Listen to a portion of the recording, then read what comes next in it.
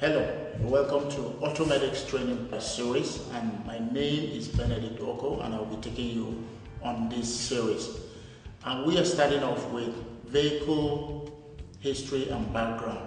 And before you know anything about any system, you definitely need to know about the history and the background, and that is what we're starting off with now.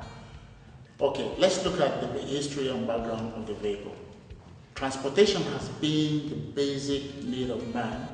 Apart from moving from one place to the other, most times there is need to carry goods and services from one point to the other, which makes transportation very, very important. In the early days, we have transportation by means of animals, like the camels, the donkeys, and the horses. These are the days where goods and services are moved from place to place using animals. From the age of animals, you also move to another age where you have horse-drawn carriages, where you have carriages that are drawn by animals, specifically horses. Now we have paved roads then, but then we have horses that draw carriages on these paved roads. After that age came the age of horseless carriage, where you don't have the horses moving the carriages around. That is the age where you have the internal combustion engine moving the carriages around. Now we look at how the vehicle came into existence. You get to know who are actually the people who invented the automobile. In different climes, different people lay claims to who is the original inventor of the automobile. But we are not going to bore you with that. We are going to look at several inventors, but then we are going to narrow it to some other people that we have seen in history. Many people believed Carl Benz was the first motor vehicle inventor.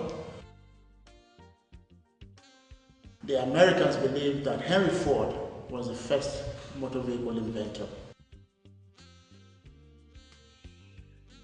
The German Nicholas Otto designed the four-stroke cycle, which all four-stroke systems run today.